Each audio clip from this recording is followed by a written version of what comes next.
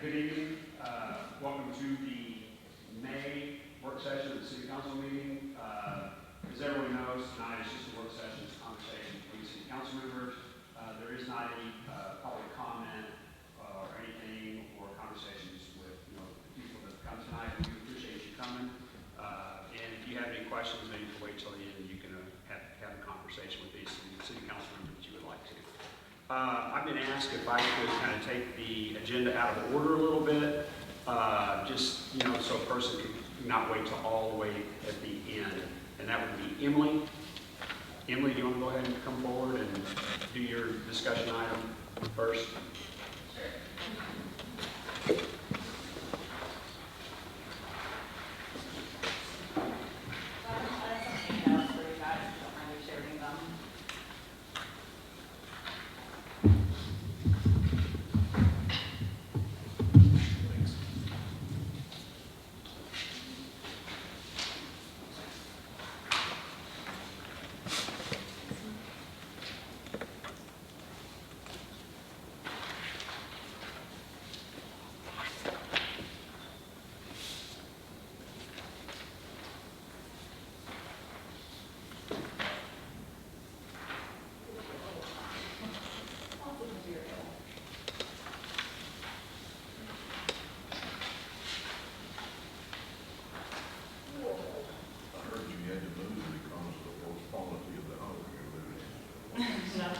No.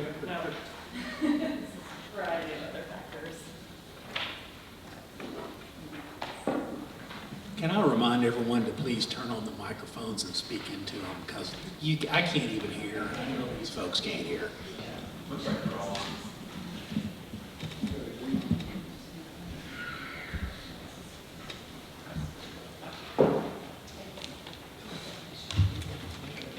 Alrighty, is this working? Yes, it is. Okay. Is that too far away? I don't think so. I can still hear the microphone. Awesome. Well, my discussion item is related to the regional bicycle and pedestrian plan update that we're working with the Regional Planning Commission.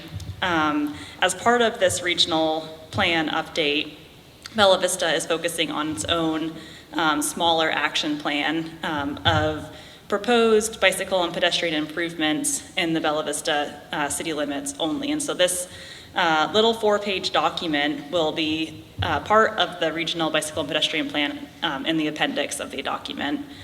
Right now we're in the final stages of wrapping up the regional plan with Regional Planning Commission. Their plan is to adopt that plan in July. And I wanted to just make you guys aware of the fact that we're working on this plan because we'll be needing to adopt this little 4-page appendix document as part of that whole process. I'm sure you guys are aware by now, but I am leaving the city of Bella Vista. And so part of the reason for me bringing this to you now is so you can ask any questions to me while I'm here. And then Taylor will be bringing this project up to you guys back in June and July. So in the 4-page document, there basically is just a summary of Bella Vista itself, our major amenities, destinations, overview of population and terrain and all of that. And then on the last 2 pages of the document, we talk about key needs and notes, facility recommendation types, so what types of facilities are best for the city of Bella Vista. And then we also have some program and policy recommendations, which are related to policies and programs that the city of Bella Vista can invest in order to promote walking and bicycling and make it safer to walk and bike on Bella Vista roads. So that's a quick summary of the 4-pager. And then the large map that I gave you guys right now is the preliminary proposed improvements in Bella Vista.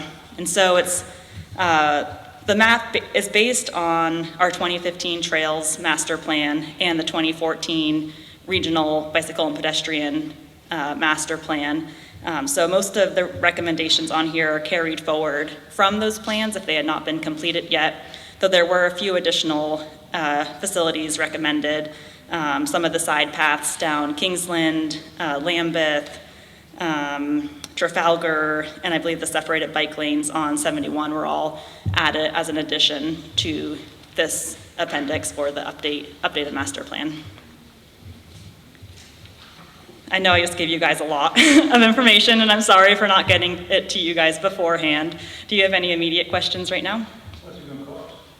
It will cost the city nothing. So this is something that the What about 3 years later, we have any projections of what that could be?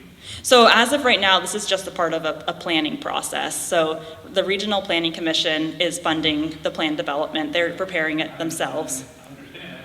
At some point in time, it will fall back on us. It is up to us to decide the priority for developing these projects. And so there's no financial commitment as of right now. As we go forward and decide to prioritize what projects to complete, we can seek funding from grants or other various sources to pay for that. So as of right now, we don't have a cost for all the projects. It's just an outline of showing where Bella Vista wants to be in the next 25 years.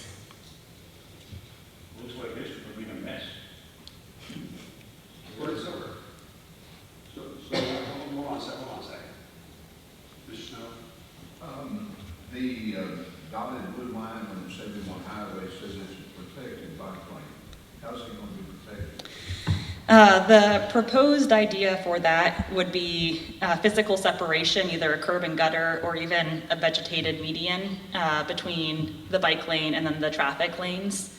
But again, this is just at this point a line on a map. As if we were to go develop that project, we need to look into how we would separate the bike lane from the traffic, how we would fit everything into that alignment in much more detail.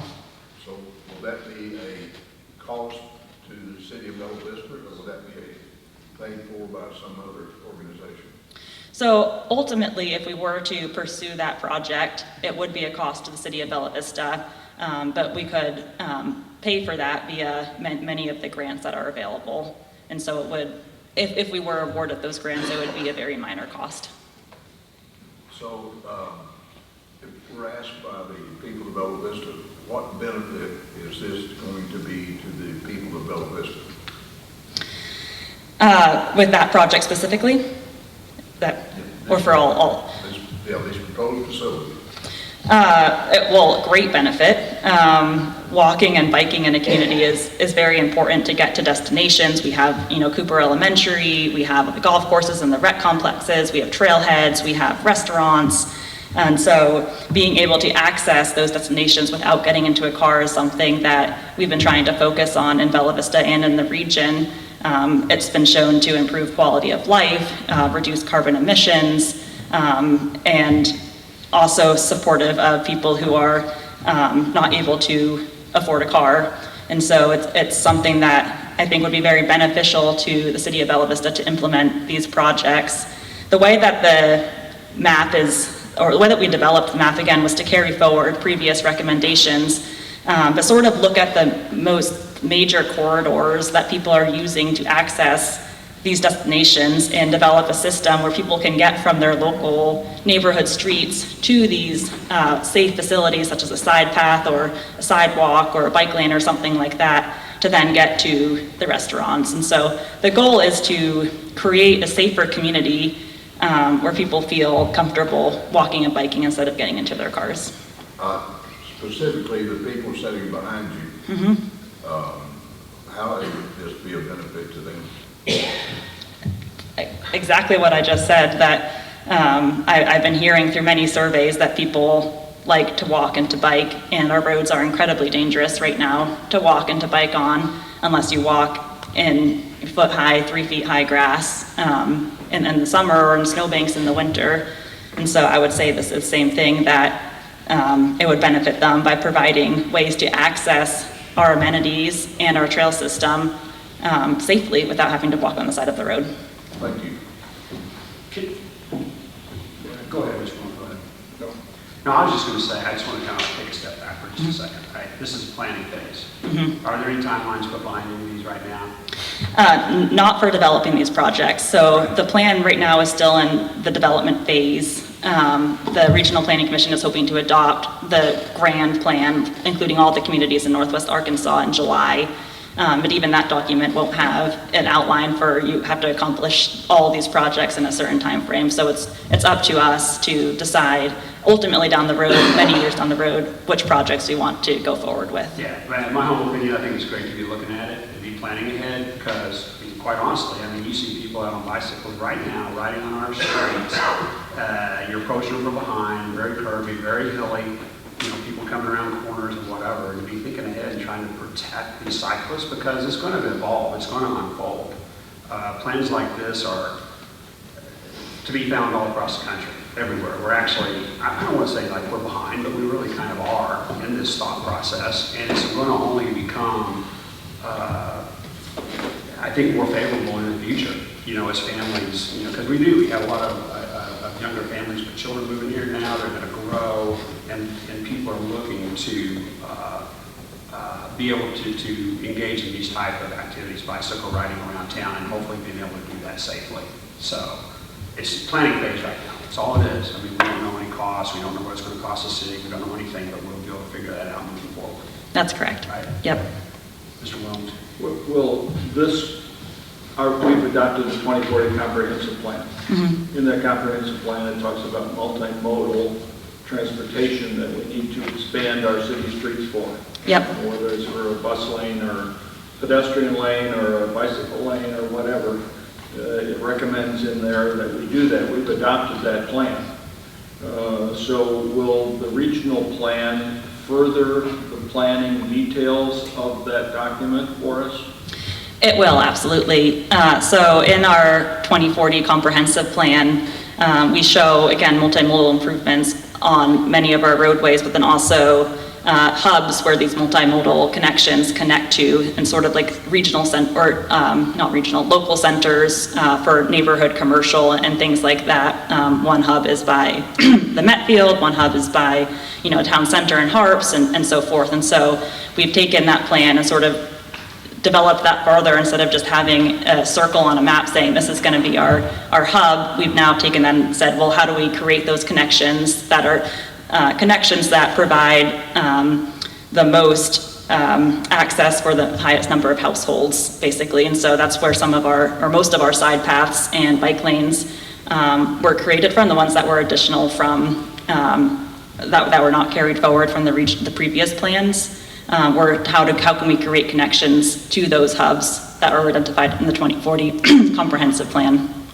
So where are we proposing in the regional plan, where are we looking at planning those additional facilities?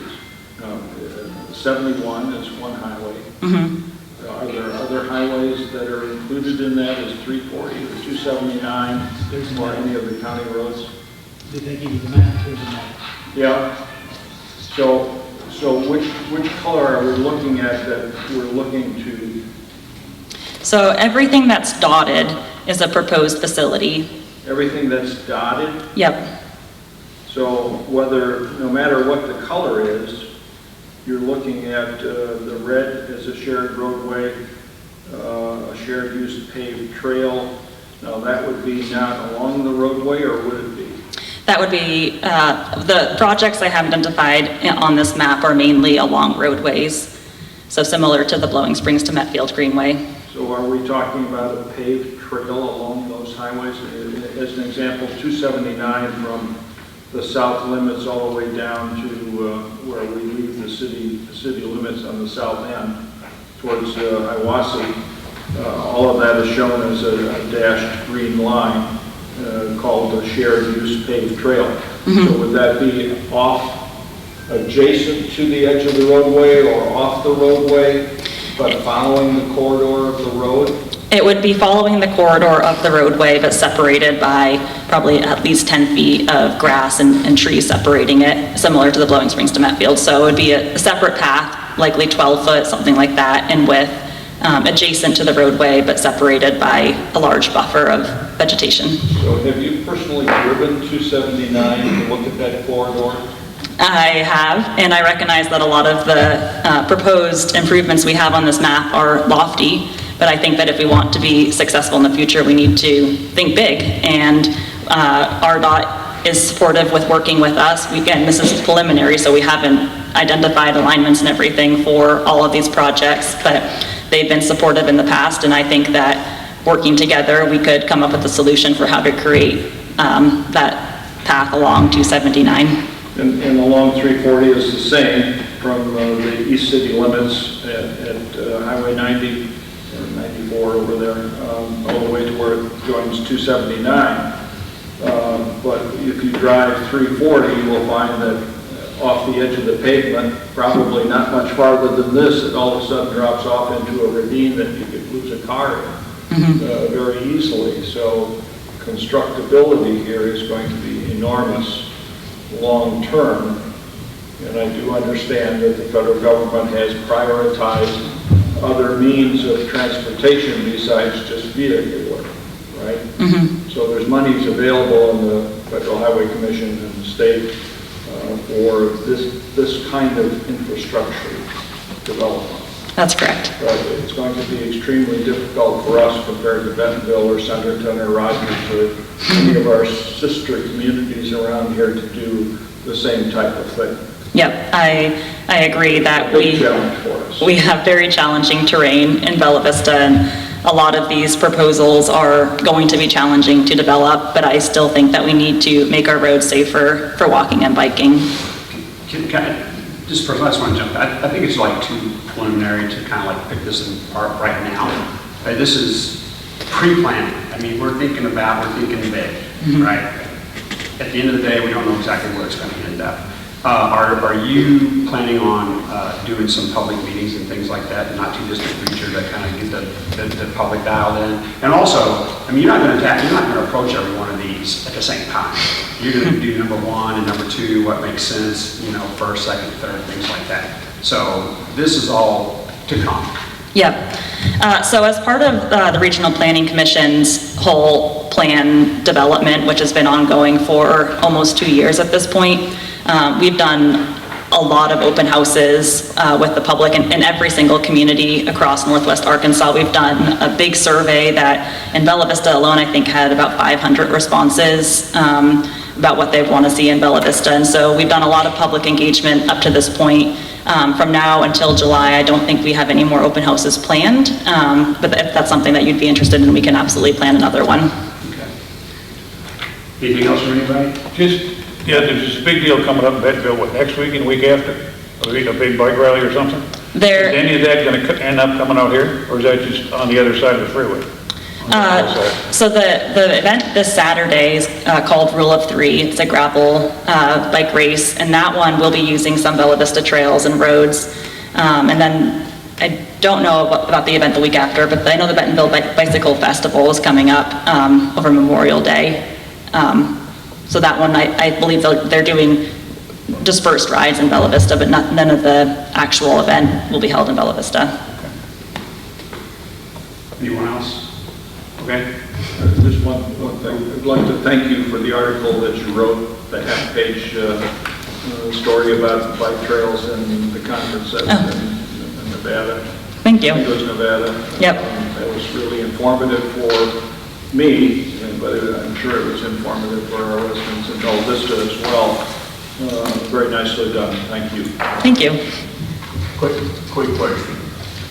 You and I discussed at one time, you were looking at the possibility of some type of a volunteer rescue type organization. Yep. To cover these trails. Mm-hmm. That would be familiar with the trails and be able to find somebody that was lost on the trails rather quickly. Did that ever materialize? I haven't made any progress on that, no. Okay. All right, Emily, thank you. Thank you so much. All right. Okay, get started with old business. Item A, ordinance amending section 28-1, sewer connections are required of the Code of Ordinances of the City of Bella Vista to require the sanitary sewer connection when service becomes available within 100 feet of the house lot or adjoining lot and for other purposes. So Jason, yeah, I know you might want to help me out. I mean, I'm pretty good with this one, but this is, what happened is it was 100 feet from the front of the house. Now it's 100 feet from any direction around the house. No, what it says right now is when it's available in front of the house. That's all it says. And that's created a lot of exceptions, I guess you would say, from probably the intention, because we have a lot of, from what I understand, it's been indicated to me, I haven't seen it firsthand, but we do have some potential sewer taps that may run along the back or on the side of a house, and because it's not in the front, therefore technically they're not required to connect. They don't fall into the existing ordinance. What this change does that the mayor has proposed, and what's in your packet on page 10 of 101, would take that front of a house language out. And what it says is it would make the requirement kick in when sanitary sewer becomes available within 100 feet of the lot containing the house or an adjoining lot of common ownership with the lot containing their house. So within 100 feet of the property line in any direction, or if it happens to be on two lots or you have an adjoining lot, then it's within 100 feet of that lot. That's what this change does. I guess I didn't say what I wanted to say very well. Okay. That's what I understood it to be, so. So before you get to your part, right, your proposal, does anybody want to talk about it as it's written right now? Because Larry has an amendment he would like to make. I do have a question. Yes, And I don't know if this is more of a Jason question. So at the pace that we're currently going with this, if somebody and I'm just speaking hypotheticals, so bear with me. But I know a few people that have had to replace septic systems, and they replaced them with a $30,000, $50,000 system, big plastic drums that are going to last forever. So they had to incur that cost. So say 5 years from now, the sewer decides to run down their street. And then I understand it's at the point of sale of the house and all that, but I'm just saying that the homeowners having to take on that burden of replacing their system to stay ADA compliant, I'm guessing would be the basis of that, or just be, my period. Well, they have to have functional sewer to have water. So, but what I'm getting at is that they're getting hit on both sides. And I mean, I guess my question would be more to, if they have a functional system, and say they do everything the right way, get pumped annually, do whatever they have to do, and it's for all intent and purposes, a brand new system that is fully functional. But the city is going to require them, if they were to sell their house, that they're going to have to tie on no matter what. And they're just going to be out that money. What is your question of me? I mean, those are points of debate, but, well, it's not my personal proposal. I'm not. Jason, why are you doing this? No. I'm not saying it like that. I just don't know. I don't know what the ramifications are. Well, I can tell you.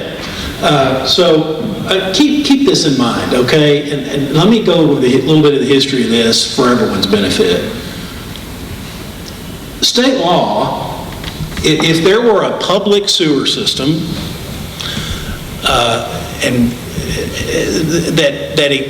let's just use our own city as an example. Let's say, for example, the city of Bella Vista incurred the debt and built a public sanitary sewer system.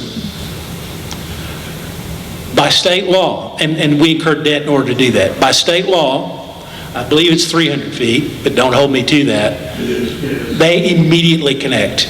Not upon sale, they are required to immediately connect. Fill in their septic tanks and connect to the sanitary sewer. And the reason that law is in place is because it would never become financially feasible for anyone to extend sewer out to a location if they weren't necessarily required to do that. So that's state law. So we don't have public sanitary sewer system in Bella Vista. We have a private sanitary sewer system and then other houses with septic tanks. So back 12 years ago, I don't know, in 08, 09, I can't even recall them. I think it probably was in 08 because I was involved in writing the ordinance, but I wasn't involved in the litigation about it. I had gone down to Fayetteville at that time. Village Wastewater came to the city and said, we've got no such rule, and we want to spread our system around town, but we need people to be able to, we need to have some process where people would eventually be required to connect. The mayor at the time, Frank Anderson, did not want to require people to immediately connect because that's a tremendous expense, and they've got functional sanitary sewers, functional septic system, and the council at the time decided we're just not going to do that. So they came up with this that we have now, which required when the sewer is available in front of the house and it's time to sell, so that they could factor those costs into the cost of the home, that they would require it at that time. And then what eventually happened as a practical matter is that Village Wastewater came up with a list, which was not from us and was not official in any means, by any means, but said these locations in Bella Vista fall within that front of the house requirement and are not currently connected. So if you're on this list and you sell your home, or you know that the ordinance is going to require that of you, that way you know with your real estate agent what you might need to ask for the house, or you're going to, because it's going to need to be connected, that's going to be a big expense, everyone understands, and that can factor in. So that's what they did. So the whole debate about whether they should or not, that's a debate you all need to have. It's a debate that was had in the past, and it was determined that that's the compromise. We're not going to make them do it now like the state might if it was a public system, but we will do it at the time of sale. And so all I can say is to your specific point about they've gone to all this expense, And then they've got this, people need to, in their diligence, look and see how much would it cost me to extend that 1-inch main down the road a couple hundred feet to my house. Might be less than that giant septic system they're wanting to put in. Now, they're going to have the monthly sewer system, monthly sewer expense. That's another thing people need to know, because now they got a monthly bill. That's another part of it. But, they can always contact Village Wastewater and say, how close is it? Especially if they have a failed septic system. And I would think a lot of people that are facing a failed system would do that, especially since they've got no place to put a secondary field. So, but that's a choice someone could make before they made a $10,000, $20,000 investment or whatever it could potentially be. So I don't know if that answers your question, but that's some information I can give you. I guess my point is that, is there any predictability about Village Wastewater? I mean, do they have any plans? Oh, that's a good question. I have no idea about that. They will not release the maps. And it's a private company, and we have to know that they fall under the requirements of the ordinance before anyone can be held to account to connect. And that they develop that list. Now, they come to us for certain permits to bore under, they're supposed to come to us for certain permits to expand and bore under, they're supposed to bore under the street, do all this sort of stuff. We should be knowing about that. In years past, Tom Wooters I knew Tom, and Tom communicated to the mayor, and there was a line of communication there.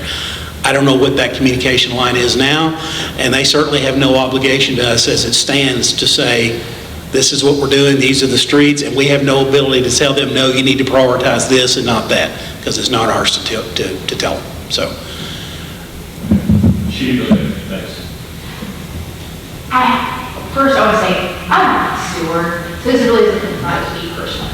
But I have concerns about the affordability and cost. I understand the importance of getting people switched over to sewer. Do we know cost estimates? I'm thinking of my property by itself, like I'm on a corner lot surrounded by streets. If sewer was available 100 feet away across 1 to 2 streets, what is the cost going to be potentially now on this homeowner upon sale of their home? Opposing to if we changed it maybe to bonding the property, thinking it that way, instead of being 100 feet across potential roadways.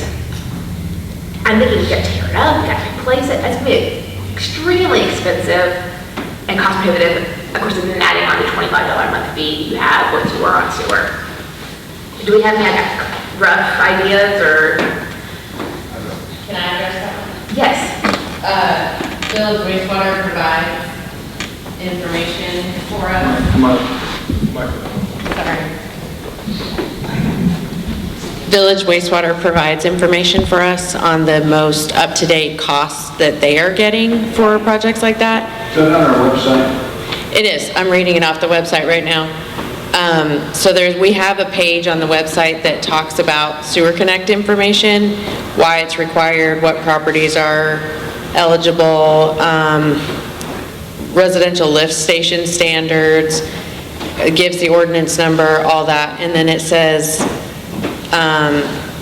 it breaks down cost depending on the plumber, and a hard cost of $1,200 for a tap-in fee, on and on and on. So there is specific information provided so that people are not just,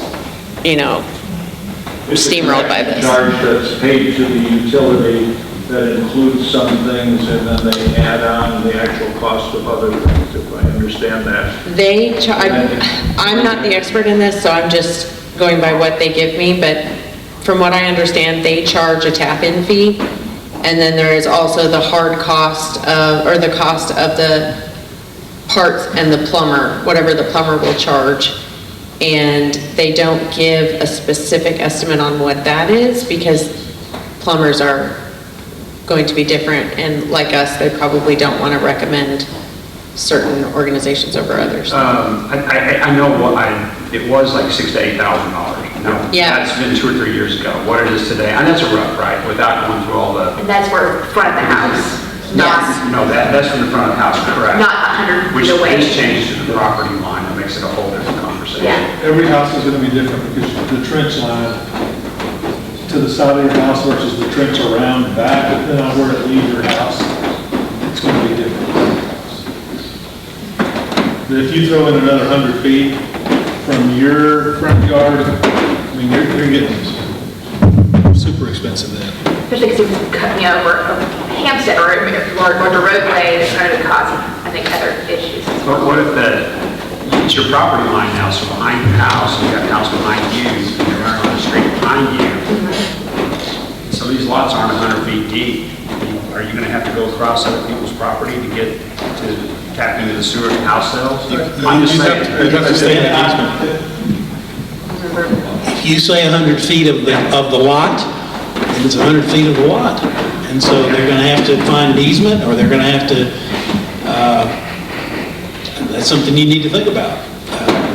If we say 100 feet from the structure, which it doesn't say now, that's a different 100 feet.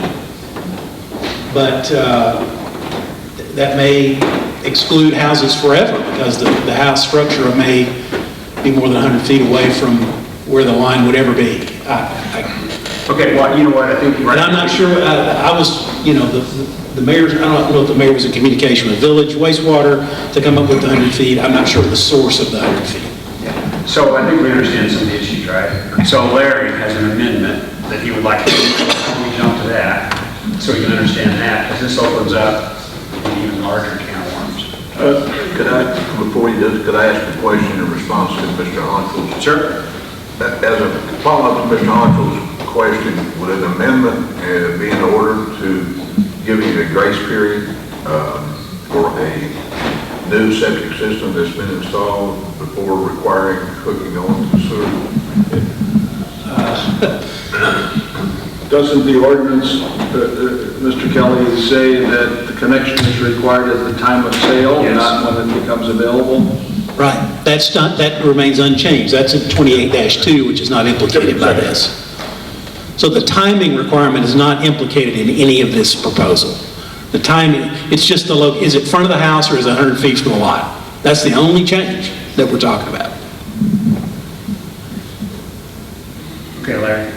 Okay, my problem is that the state code, which we can be more restrictive, but we cannot be less restrictive. And the state code says that owners of real estate located within a city are hereby required to discontinue the use of septic and lateral lines on their property when sewer service becomes available on the street in front of the house, and are hereby required to connect to said sanitary sewer. That's our current ordinance. That's not state law. State law says. I'm reading from the state law, the handout that I gave on page 100 or whatever in your packet. Okay? It's the first item is what the existing ordinance?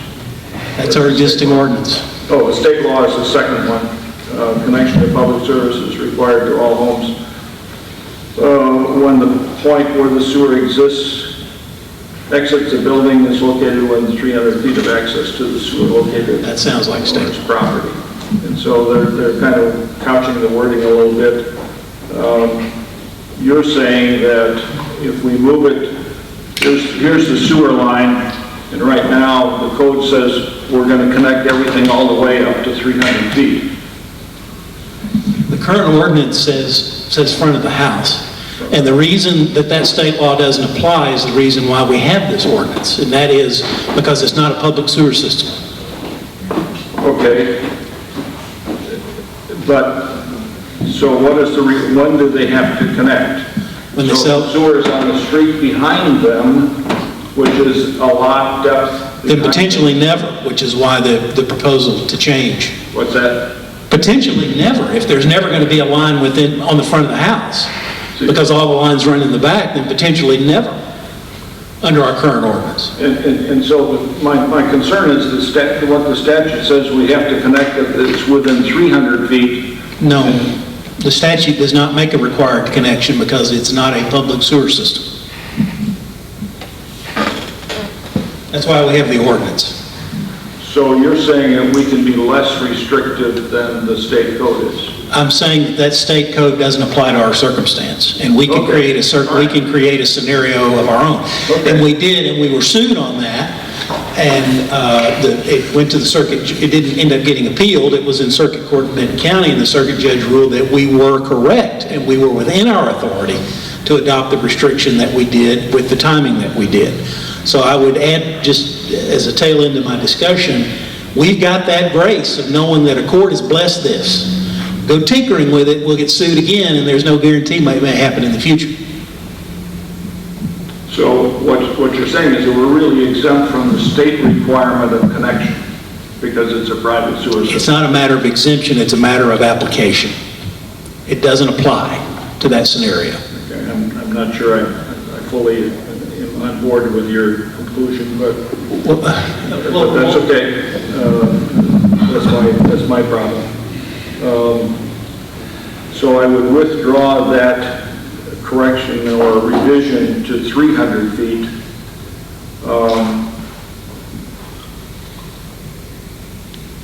I guess I'll withdraw the amendment, Okay. unless someone else has an objection. Okay, so we have the city council meeting this Monday, and we're going to be taking it up then. I think we understand the issues. All right. And I can, Everybody ready to move forward? if there are, of course, you can't amend anything here tonight because this is a work session, it's not a formal meeting. But if you want to talk about, well, I don't want the 100 feet of the lot, I want 100 feet of something else, or if I want, let me know and I will draft an amendment for you and we can make those, and then you all can vote it out and figure out what's going to happen, okay? Yeah, I think the concern that the councilman has about the sewer on the street behind is that if it's within that distance, they got to make the connection, and I'm thinking that that doesn't make sense. We do have the sewer running behind the lots. There are sewers that are behind the lots where connections are made. And there are sewers on the street in front of the lots where connections are made. But I don't know that we would, I think it would be unrealistic for us to require a connection if the sewer were on a different street. Well, then you know, we need to look at that 100-foot requirement because it's within 100, the way it's drafted, and I drafted this part about the lot, so it can say what you need it to say, but it's within 100 feet of the lot, so it would be the property line, 100 feet of the property line. I have a hard time visualizing 100 feet. I don't even know how wide this room is. Doug, do you know how wide this room is? Probably 70. Yeah. Okay. All right, so if that helps you think about it, add another, you know, half of that back on top of this. This is certainly 70, that's way. So I don't know how many houses you're going to go through to get, obviously you couldn't, Probably not more than one. corner lots may pose an issue or something. I'm an attorney, I'm not a sewer layout guy. I don't know. There's probably a scenario where it would all fall apart. As a lawyer, I can tell you there's always that case that's going to happen, but. I think 100 feet from the property line could be problematic, but we can talk about it next week, all right? Okay, we're going to move on to the rezones. We have several of them, okay? Taylor, she's requested if she could come up and take us through the rezone process, which I think is valuable. I think a lot of people don't understand it, not necessarily on city council, but residents as well, and just what a lengthy, detailed analysis it really is and everything they have to look at. So Taylor, I've got one. Okay, yeah, I just kind of wanted to go through this with everyone here tonight, including city council, the public, anyone that's interested in the rezones. Just we have had a lot come through this year, and we have a lot tonight. And I just wanted to be transparent about the rezone request process here in Bella Vista. So this is the process when someone comes to planning and says, I want to rezone my property from example P1 to R1 or from R1 to C1, whatever it be, the applicant is approaching the city and says, I would like to rezone my property. What's the process? And this is what planning will sit down with them at a pre-application meeting or a concept meeting with, and we'll discuss these things with them in detail as I'm about to with you guys. So the first step, as I just noted, city staff requires an informal pre-application or concept meeting where we talk about what they want, their goals of their property, future land use plan, planning things that we look at, and then the process itself. And then two, once they're ready to apply, they have a complete submittal showing proof that they own it. warranty deed, the legal description of the property that they're wanting to rezone, and of course, what they want, what they're wanting to rezone it to, and then a letter discussing why they think it should be rezoned, addressed to the Planning Commission and City Council. City staff accepts that, and we go through it and make sure that it is a complete submittal. And then that will be applied to the development calendar that we have. It is set a year, it is set the year before in advance for the year that it is applicable to. Typically, the ones that we have tonight are submitted anywhere from February 28th to March 27th. That was the development cycle. For example, tonight I'm going to be using the Lakes Ecology rezone that's on the agenda tonight, rezone 48614. This one was submitted on March 22nd, 2023, and that is when its review process started. Third step is that staff ensures a complete submittal, and then we will send it off to tech review, which is a team or technical review team that includes, rezones include the staff attorney and mayor and the planning commission chairman, and of course the other technical review team, which are utilities, private utilities, department heads, people of that nature. And they get a week to review these requests. They get a week to review them and then send us comments, if any. And complete submittals, of course, are not accepted for the cycle until they're complete, and then we put them on the development calendar. So for step 3, rezone 48614, the Lakes Ecology Tech Review was from April 4th to April 12th of this year.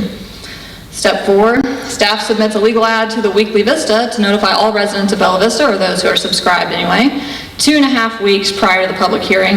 And then I also posted on the city website, bellavistaar.gov/public hearing. It's also got a handy dandy little instant button on the homepage. It says public hearing and it's in green. I also posted on there, so for anyone going through the website, they can just keep tabs on when public hearings are happening at any month and any time. So let's see, next, public comment period begins. That is basically what's establishing. We're notifying the public for the first time, and you may start sending comments to city staff for us to display to the Planning Commission. So for example, Lakes Ecology legal ad was published in the April 19th Weekly Vista legal ad section. Step number 5, the applicant then notifies all property owners, developed and undeveloped lots, within 200 feet of the entire parent tract of the public hearing at least 2 weeks prior to the public hearing. So the Lakes Ecology certified mail was sent out on April 20th. Staff then posts a large giant red public hearing sign on the subject site at least 10 days prior to the public hearing, notifying all of the immediate neighbors and any other interested parties who might be driving by. Sign was posted at the Lake Ecology Lab on April 27th. Then the applicant, staff, and Planning Commission hold a public work session 10 days prior to the public hearing. Anyone is allowed to attend those where they can gather information just like we're doing right now. The Lake Ecology public work session was on April 27th at 4:30. A public hearing is then held 10 days later where anyone who is interested may speak for up to 5 minutes addressing the Planning Commission. Public comment is heard prior to the consideration of the rezone. Again, Planning Commission just makes a recommendation to you guys. Any public comments received prior to this or prior to the packet publishing date will be provided in the packet for public viewing. Example, public comments received from April 19th to May 4th were published in the packet on May 5th for the Lakes Ecology. And then a public hearing was held for the Lakes Ecology on May 8th at 4:30 here in the District Court. Following the public hearing, staff updates the public hearing website, usually the day after, sometimes 2 days after, just depending on how crazy the Tuesday is, notifying the public what the action was taken on the rezone. So I'll go in there and I'll put either Planning Commission recommended approval or recommendation failed, so that way people can see what happened if they weren't able to attend before the minutes already, because minutes are normally approved, you know, at the next meeting. So trying to get that instant information out there. And then we have the Planning Commission, following the public hearing, if they recommend approval to you guys, the City Council, you guys can read it for 3 times or up to 3 additional meetings. If a recommendation fails, I just wanted to note it too, if it fails, the applicant still has the ability to appeal it to you guys, so long as they do so within 30 days of the public hearing or the motion failing. So just because it fails at the Planning Commission doesn't mean that the rezone is dead. By first reading of the rezone, so Lakes Ecology tonight, which will be May 22nd, next Monday, staff will have been reviewing this project for 2 months. So from March 22nd to May 22nd, just to give you an idea of what the length-wise of what a rezone application takes. So from submittal to the first reading, we've got 2 months or 8 weeks. I see I have a typo there. But the public will also have been notified for over 4.5 weeks. If it is read on all 3 times on all 3 different dates, meaning it goes through to July, then that means that it'll make the review process 4 months long, because staff has been with it since March 22nd all the way to, hypothetically speaking, July 24th, so a little over 4 months. And then after that, if you guys were to approve it, after that 4-month review period, you guys approve it, you sign it, city clerk then notifies the public again in the newspaper of the ordinance. And then after that, the ordinance does not go live until after 60 days of publishing. So after that 60-day wait period, the property is now officially rezoned, bringing the total lifespan of a rezone request to nearly 6 months from the day of submittal to the day that it's live. If it's approved, of course. So I just kind of wanted to walk you guys through that. Of course, you know, to be as transparent as we can about these application submittals, where they've been. Some of them are even older than that. Step 1 alone, the pre-application meeting, I think for Lakes Ecology, we had months ago. So this one has kind of been in discussion for a little bit longer than some of the others, since I just used Lakes Ecology as the example for this little exhibit. But do you guys have any questions about that? Nope. A lot of words. Yeah. No, Sorry about that. Appreciate it. I guess we have posted somewhere, like on the city website, I'm sure you will. So there's a handy dandy little document here that Taylor put together for us if you'd like to have a copy of it, where you can make them available. And then, you know, something interesting that I discovered I didn't really know. I always assumed that these rezone, or it's just zoning period, was filed somewhere in the county courthouse, and you could call a keeper of records and they could tell you what a parcel of land is zoned. But that really isn't the case. It's really kept on a map, kept in CDS, and it's just posted. It's just kind of color highlighted, and it's really critical that that map is kept current like all the time. That's the only place that you can find out what a property is actually zoned. Correct? That's correct. Yep. So, yes, sir. If we take this particular rezoning request in the C1 zoning category or classifications, where am I here? I'm probably not in the right project on my list here. I think Lakes Ecology is item C.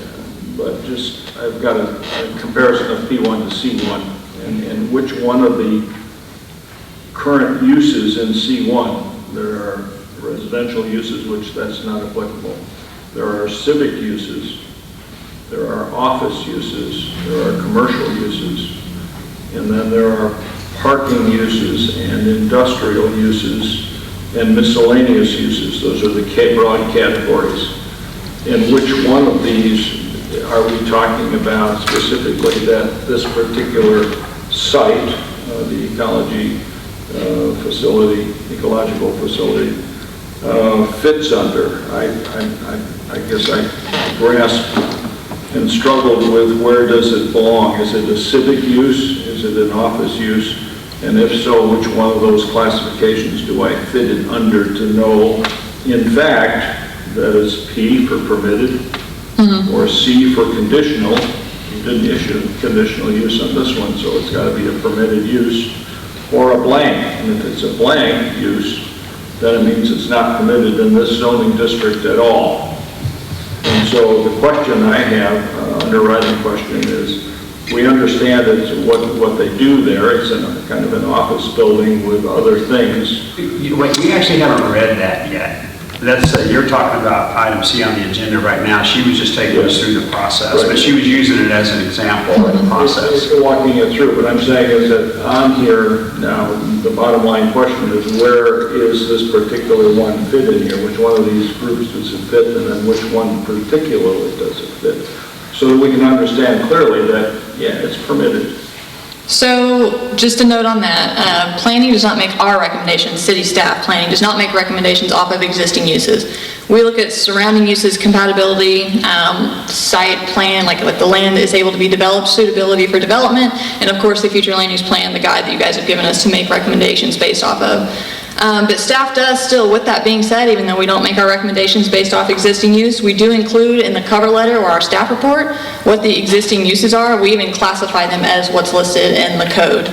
So with this one specifically, staff finds that it most closely aligns with research services, which is a commercial use. It is not allowed by right in the C1 zone. However, staff, again, we're not looking at that. There is an established commercial use here, AKA research services, but staff is more looking at the suitability of development, the district purpose of the C1, and of course the future land use plan, which shows a trailside stop near this area. We don't have a trailside stop zone yet, so C1 is going to be the closest thing we have to that.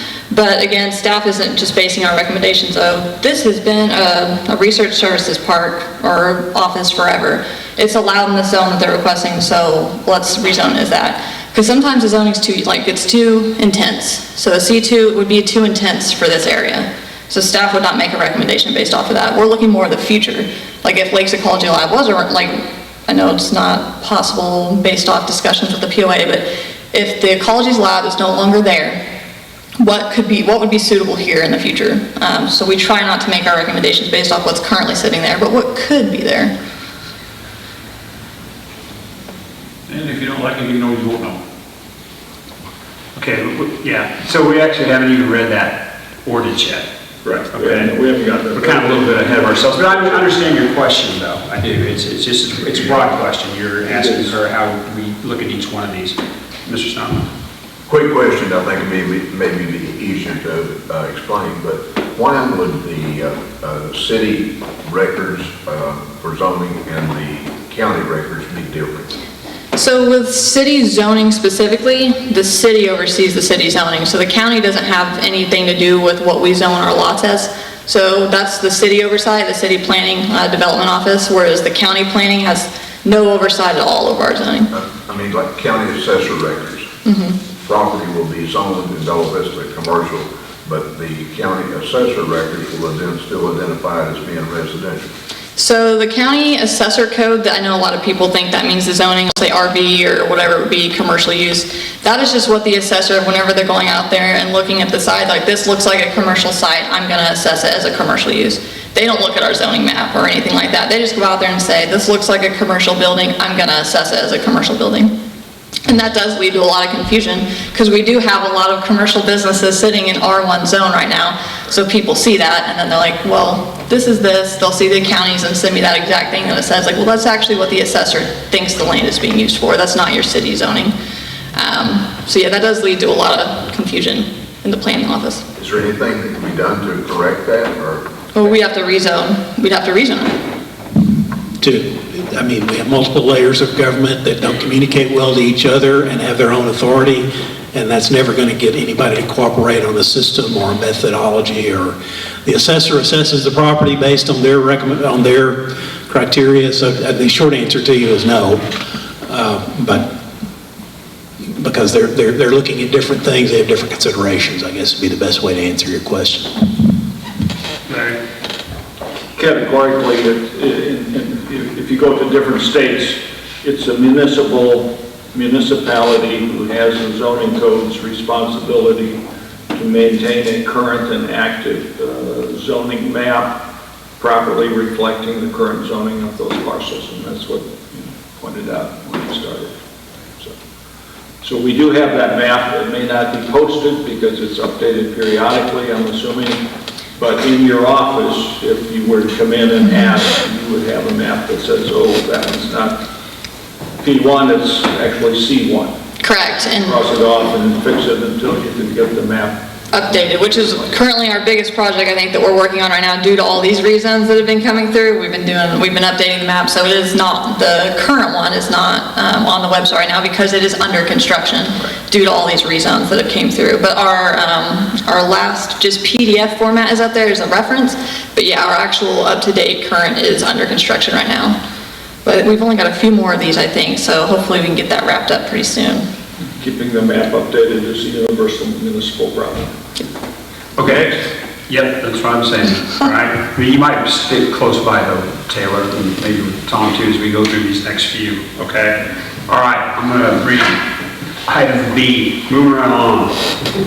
Amending the Bella Vista zoning ordinance and map to rezone property described in rezoning petition number 2023-48211, county parcel number 16-40236-000 from P1 Conservation District to C1 Neighborhood Commercial District.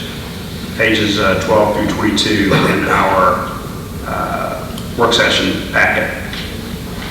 Anybody want to open up a conversation on this? Anybody have anything they'd like to say?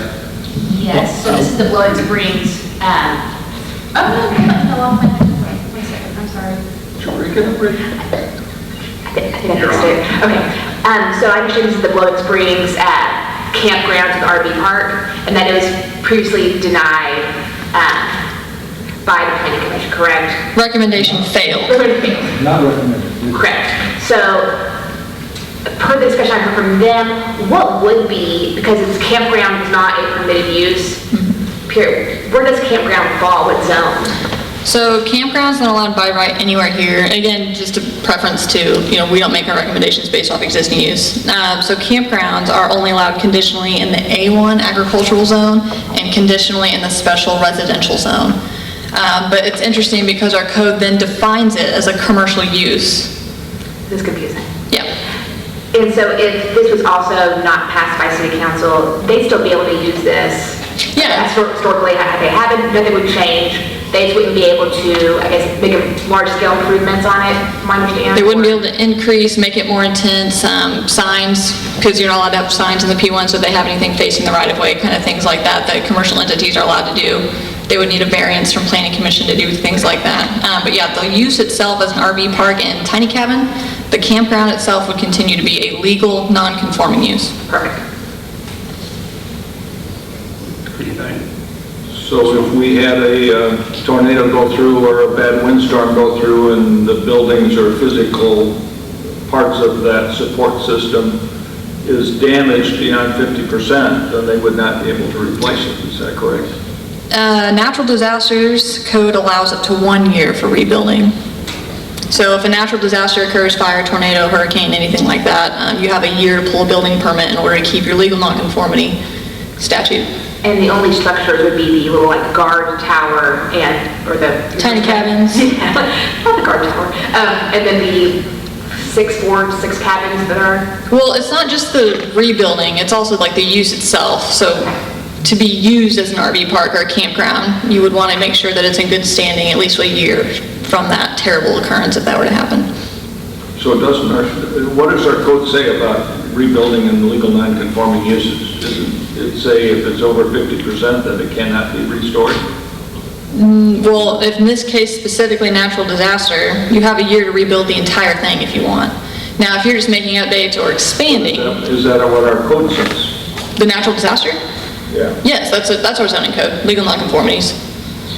Well... So if your house burns down and you're zoned as P1 and you want to rebuild that house, but it's not R1, you have 1 year from the date of fire to pull a building permit to rebuild your entire house without having to mess with the legal, the use situation. The fact that houses aren't allowed in the P1 zone. So even if it's over 50%? Yes, whole thing. You can restore it 100% to legal non-conforming within the first year? However it was, yeah, pull that building permit within 1 year of the natural disaster. Where does that authority come from? It's in the code. Huh? It's in the code. It's in our code, but is there a state authorizing or in We have a lot of authority when it comes to a zoning ordinance, and this is one of the things we put in our zoning ordinance, so it's not required of us. It's a local initiative that we do it this way. It is what the city council in years past has adopted. Okay. I will say, if there was not a natural disaster and you're just wanting to increase the size of your non-conforming building or your commercial entity in the P1 zone, you can only expand it once, and it can only be done up to 25% of the GFA. So you can't increase the GFA to 26% just because you want a bigger non-conforming structure in the P1 zone. So for items that aren't experiencing terrible events like fire and things like that, there are restrictions in place, but it's 25% of the GFA. Well, we'll be rezoning this to C1, is that correct? Yes.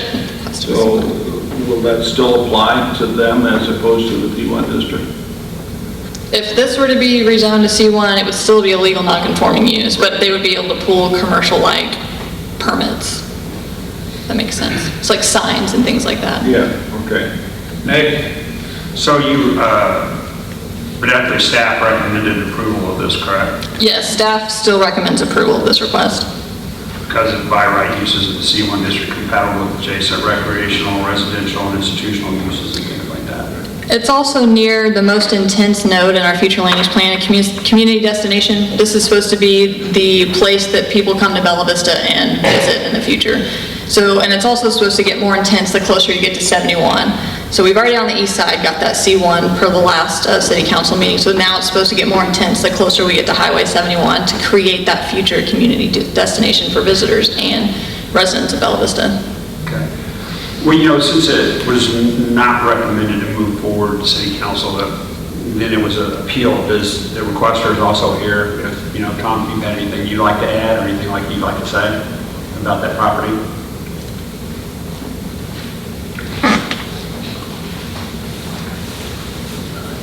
Taylor just mentioned this, but because of the lining or how the parcels are broken out, you already have, we're calling it informally Blowing Springs North and Blowing Springs South. You really can't even tell when you're in there, but so Blowing Springs North was already approved by the city council to be C1.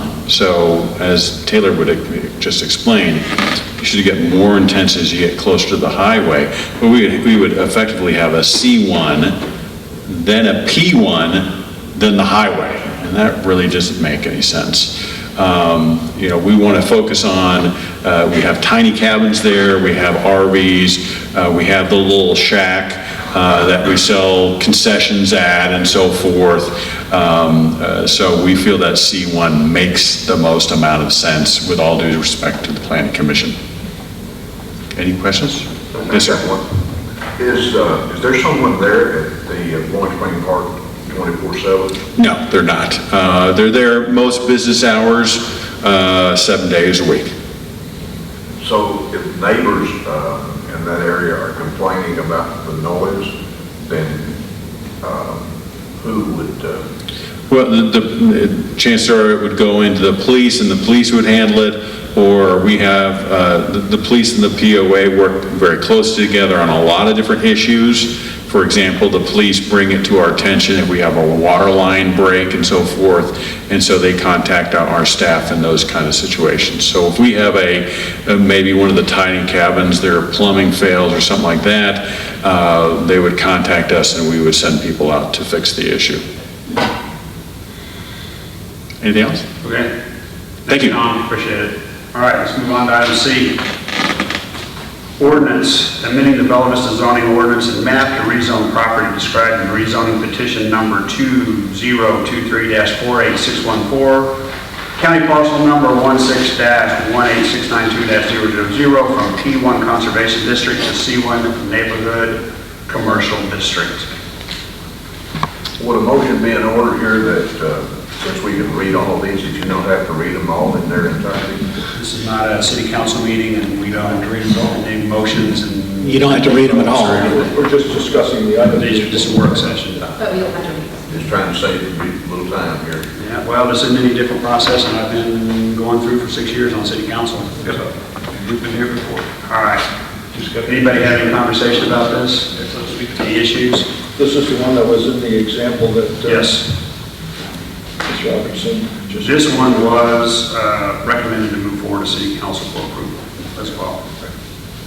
Is that it? Anybody? Good. All right. Item D, ordinance amending the Bella Vista zoning ordinance and map to rezone property described in rezoning petition number 2023-48701, county parcel number 16-40211-002 from R1 residential single family district to C1 neighborhood commercial district.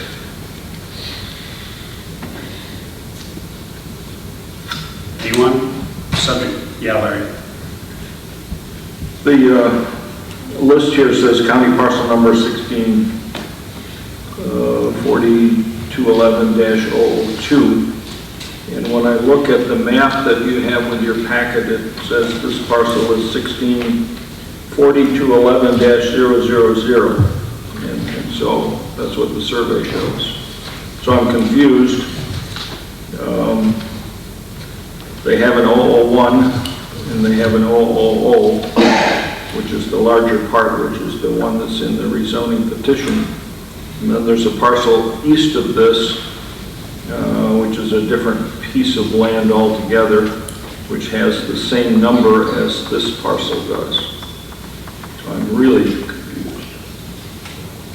I can look into that for the regular meeting. There may be a typo in there. There was a lot split recently with this, splitting it off from another parent track, so I can double check and have that ready for the Now regular look meeting. at the plat that they submitted with your The support county parcel numbers documentation. may have changed from 2017 to today. What's that? After- The county parcel numbers can change, Yes, and they may they have can. changed from 17 to 23 as a result of some sort of a split. They'll put a, that. Well, I don't think it's a split. I think it's just a matter of numbering and so We can double check.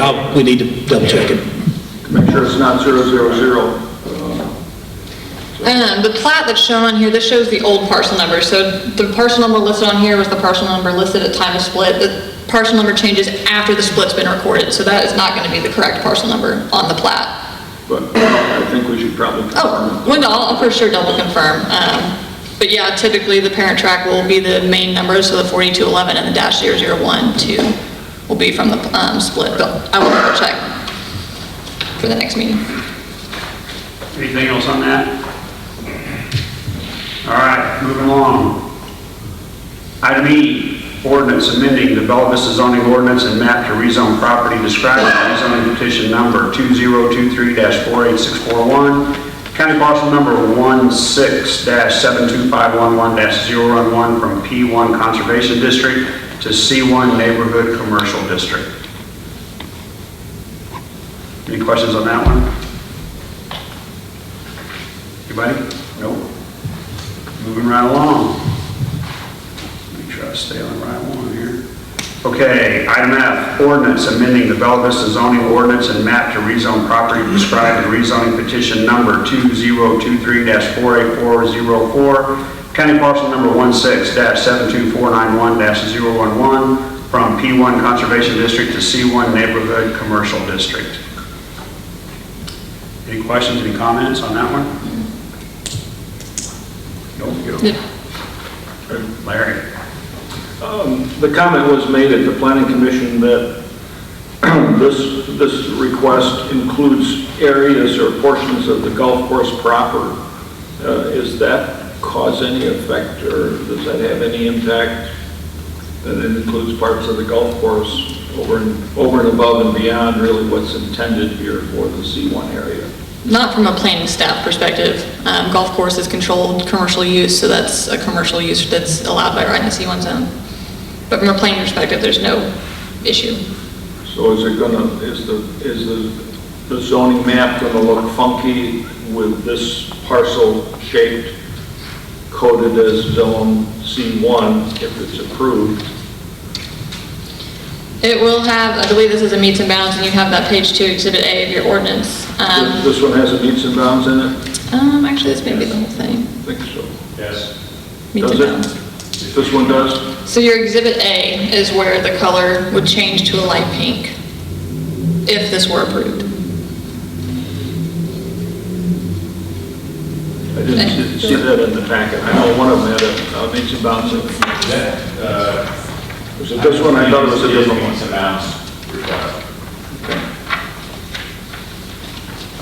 But on the zoning map, that whole parcel would be colored for whatever C1 is, right? Just where this Exhibit A would be pink. The rest of it would stay green. Okay. Right, but it would, if you overlaid that on a GIS map that showed underlaying of an aerial photograph, you'd see the C1 being as a part of the golf course too. Correct. A little bit of it. As long as you cut the grass, the golfers will be happy. It really doesn't matter where it sits. I You're understand. not going to change it from a golf course or anything else. It really doesn't matter. I don't know. And that's why you're getting so picky. It really doesn't matter. That's why I'm asking. Does it matter or not? No, it doesn't. All right, let's move on to item G. Ordinance amending the Bella Vista zoning ordinance and map to rezone property described in rezoning petition number 2023-48664, County parcel number 16-70204000 from P1 Conservation District to C1 Neighborhood Commercial District. Scottsdale Maintenance. Any questions, any comments? Nope. All right. All right, item H, amending the Bella Vista zoning ordinance and map to rezone property described in rezoning petition number 2023-48673, county parcel number 16-21108-000 from R1 residential single family district to residential office. Yeah, district. Only thing I'd like to say on this, on the document, it has from P1 to C1, and in the ordinances written that I just read, it's from R1 single family residential. Mine says from P1 to C1, unless I'm on the wrong one, but I don't think so. H? No, 48673, yep. I'm just saying on here, right here. Disconnect. Yeah, P1 to C1, and it's It's- R1. Well, I think So- it was a staff recommendation at the meeting, Yeah. at the planning commission meeting. I'll double check, but it maybe should be P1 conservation to RO residential office. But yeah, they requested C1 and staff did not recommend approval of that. The size is too small for a C1, so we recommended a RO residential office, and planning commission agreed to modify and lower What's the it zone currently request. zoned? Should be P1 conservation, I believe. So the staff report still has it as you originally prepared the staff report. Is that what it is? Yeah. Well, on here it says from P1 to C1. Yes, that's what they Sorry. requested. What's that? Did I make a typo? Is that what it is? Or did There's I base it off? actually two things going on here. So there's one, staff modified the request and planning commission agreed from C1 to RO. So that's that portion, so the second portion. But the first portion, it should be P1 conservation, not R1 single family. So there's two aspects happening here. The ordinance on your agenda tonight should probably say from P1 conservation to RO residential office. The staff report reflects what they requested, which the POA originally requested C1 neighborhood commercial. Staff didn't feel comfortable with that because the lot's too small. All right, so you'll have a corrected one in your agenda for next Okay, I'm week. not making a big deal, I just noticed there was a disconnect. It's a big deal. So the ordinance needs to be corrected. Okay. I'm going to fix it. See, you're not the only one that reads them, Larry. I could have sworn it was already. How do you approach? Okay, item I, ordinance, amending various sections of the Code of Ordinances of the City of Bella Vista to effectuate departmental restructuring of planning, building, inspection, and code enforcement functions, declaring an emergency and for other purposes. I wish the mayor were here tonight to talk I about can this. give you a little information. I know Chief Sims is here, Chief Graves is here, and of course Doug Tapp is here. So what was communicated to me by the mayor, and what my understanding is that the mayor is asking and is recommending and has talked to staff about taking code enforcement duties out of community development and putting it in the police department, taking building inspection duties out of community development and putting it in the fire department, which is kind of a connection there as well, and then leave everything else in CDS where it currently is. So that's what the mayor wanted to, has talked to everyone about, and that's what the mayor is wanting to propose. So I'll just go ahead and answer this question before it comes up. You'll also see a resolution toward the end of the agenda that would move the money around for the employees between departments so that if they're actually in a different department, then since we have a departmental budget, we would have to move their salaries and whatnot over to a different department. So that's what that's about. But the amendments that you see in this ordinance are everything that I've found and that we have found as a staff that needs to be changed in order to make that happen. And that's what it's about. Mr. Williams? Assuming the unique date of what, June 26th corresponds with the pay period? Yes, that's correct. So the date was picked because we wanted to start a fresh pay date for purposes of accounting and all of that. You see nothing? That's the city. I'm looking to see if anybody's going to say. No, he did give me the evil fish eye here, but I didn't see anything. You know, I didn't know. Yeah, so I mean, I straight up, I was on the road last week and the mayor called me and just want to talk to me about it for a minute because we haven't had any conversation or discussions about this. And I will just say right up front, I understand the mayor's CEO of the city, if you will. He's the boss, right? We have no authority over giving anyone direction or anything like that, right? The mayor wants to do what he wants to do. But I was surprised about this move and it happening so quickly. And I didn't really get a chance to talk to him about any detail because I was driving in the car when I was talking to him. I know Glenda's here and I know Glenda researched it.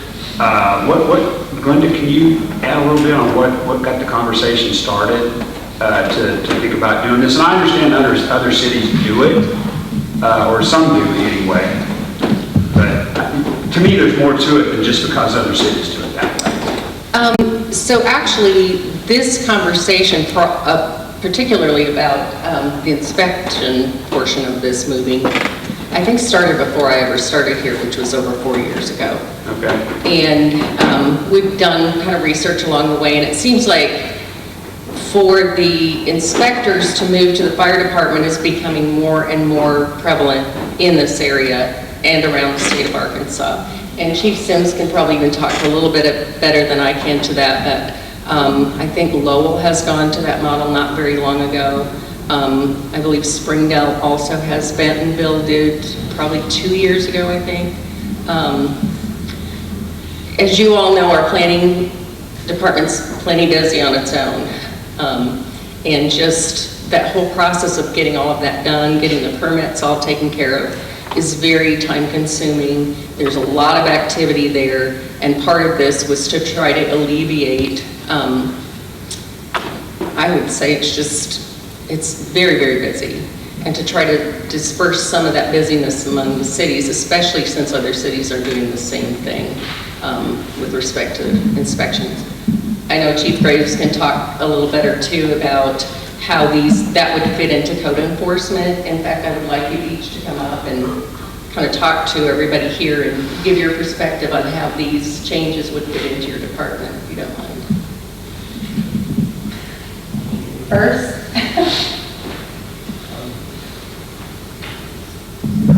First of all, as Glenda said, it's kind of been going on through the years with other cities, with Rogers probably being the longest department that has moved over the building inspection in the fire department. And a lot of it is on the way I've been looking at it, through the years. We both enforce fire codes. I have a fire inspector that enforces portions of the commercial fire code, volume 1 at this time. Back before the city, as the city was kind of evolving, the fire department enforced all 3 of the codes as we was building the building department. So in my eyes, my perspective, it makes more sense to bring those inspectors under the fire department. What I'm kind of gathering is it has improved communication with the building inspectors and the fire department and fire inspector as they do the inspections. So that's kind of where I've gathered it's improved greatly the communications. And we both, like I said, we both enforce the codes. I can enforce all 3 of the volumes, and building division can enforce 2 of the volumes. So this makes sense to bring them under where we're singing off the same page, doing everything together, and maybe even inspecting the commercial together with the building inspectors. So this makes more sense to have them under that branch of the fire code. So just a question. So there are 4 building inspectors right now, right? That's right. That's correct. There's a chief building official, which is Fred. Fred and then the other 3. So like if a building inspector leaves and you have to hire another one, so you would specifically, because I understand the fire part of it, electrical and issues with getting in and out of rooms and looking at things like that.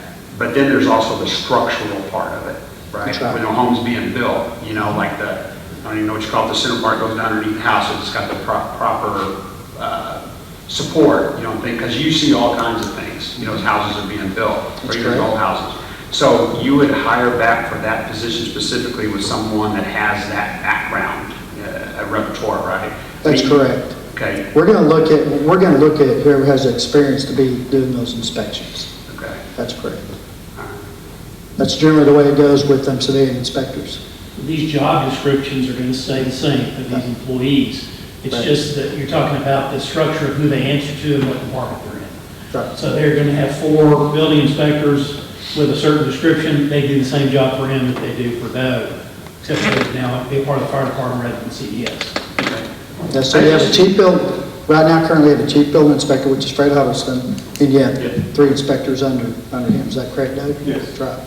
They'll just be under different branch. Like I said, we're both enforcing the fire code, and I'm going to tell you, communication lacks in that department. We're doing something, they're doing something, we do something, they're trying to do something, so we have some redundancy there. We need to get on the same page with that, and that does happen. It happens. Yeah. Larry?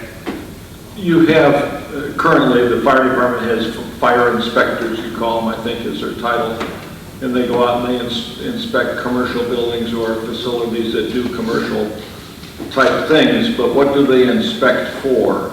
So Most of them, they look at the fire extinguishers, is that exit sign lit, and do other things like that. yeah, so annually by fire code, we have to inspect, we're supposed to inspect all commercial buildings annually, which we have over about 350 commercial buildings that we inspect life safety on annually.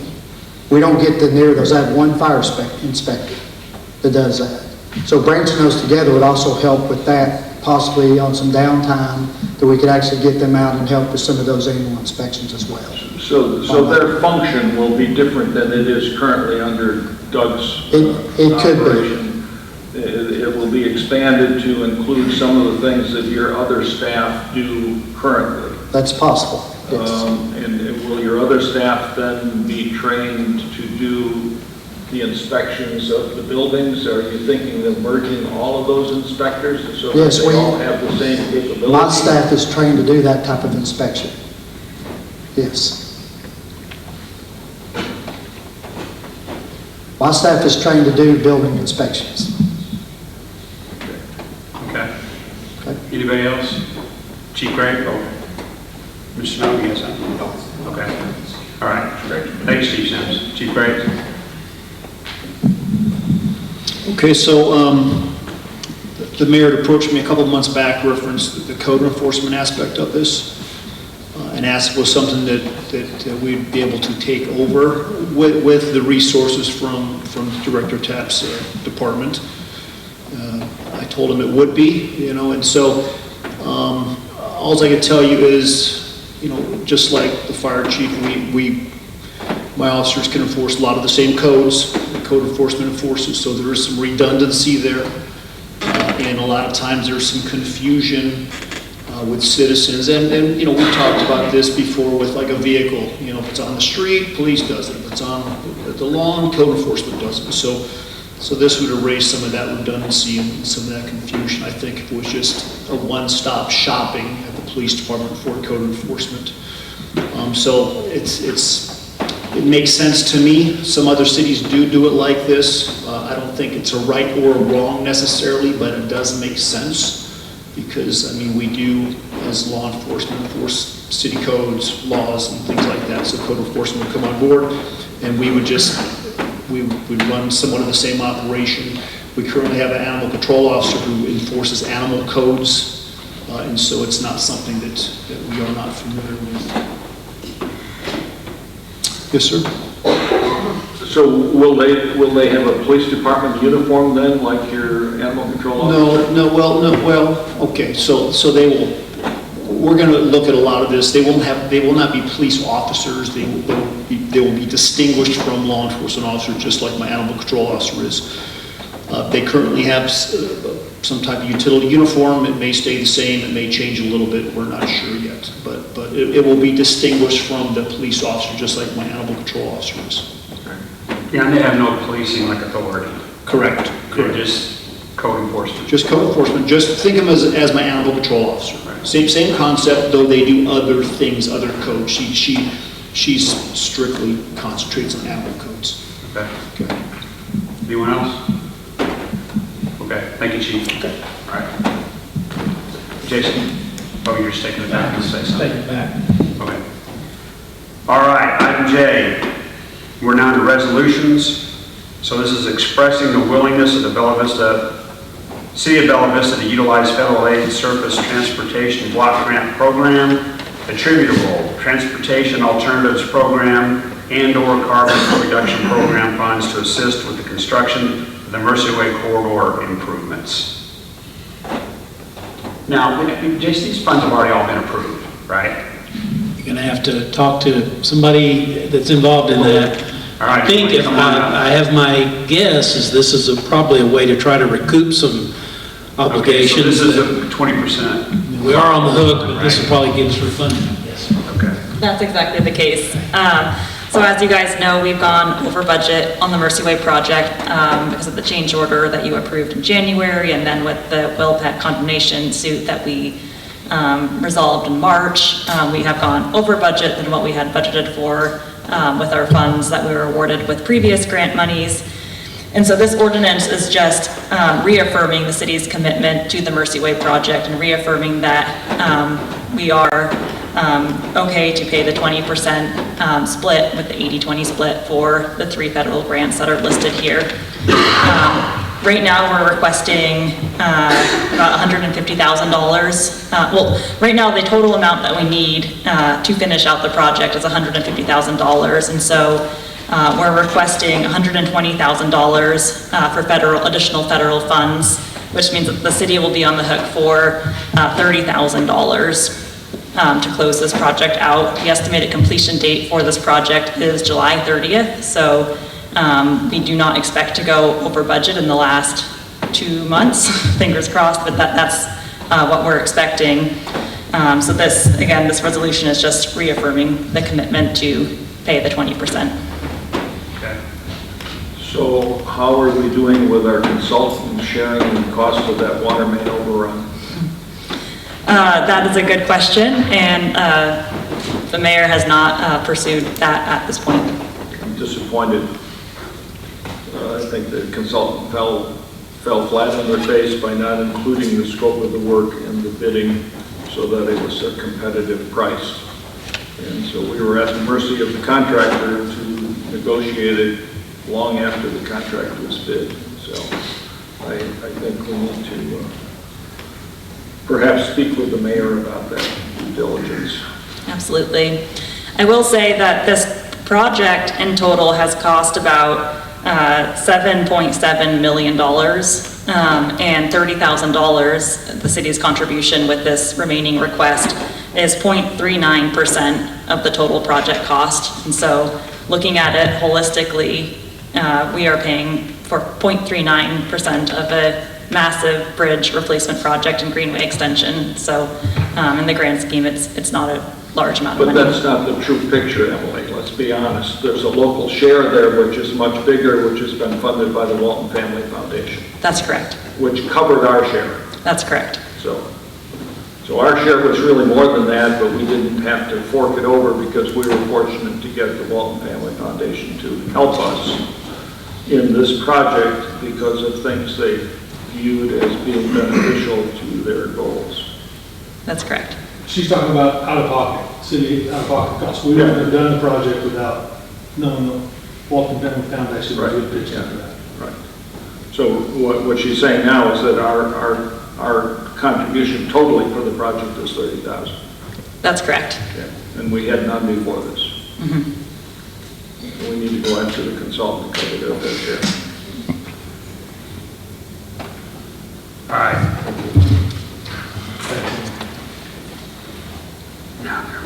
Okay, item K, resolution, amending the 2023 budget to facilitate repayments of short-term financing indebtedness related to the purchase of a new fire truck.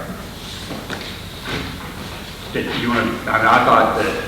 I would certainly rely on our finance director to explain this to you. What was told to me, my understanding is that when they put the full cost of the truck in the budget and capital, and we didn't pay cash for the truck, we financed the truck. So we didn't put anything in there about making our principal interest payments for this current year. So we need to make the change to not pay for the whole truck this calendar year, and to put the money, the appropriate amount for the payments we need to owe, or we need to make in 2023 back in. I think that's. Yeah, that's what it is. Yeah. So we're just having to adjust the budget. And it's my understanding, Mr. Chairman, that it's beneficial for us to finance it in a short-term loan. It's basically a wash. It's already financed, it's done. Yeah, well, It was advantageous. we took the money and put it into bonds, right, is what we did. And the interest that we're getting on the bonds basically pays for the interest, so we get to hold the cash. Yeah. Yes, rather than spend it. Okay. Resolution amending the 2023 budget in the amount of, it's blank line, to authorize one additional part-time engineer position in community development services and to fund the position. Doug, you have anything on this you can fill us in on? Sure. Actually, Linda's been working on this. We've got a job description. The mayor, this came from the mayor, and Linda and Taylor have been working together to get a job description of all the things that we use and engineer for. For the last several years, we've been contracting with Garber Engineering. I've got some numbers here.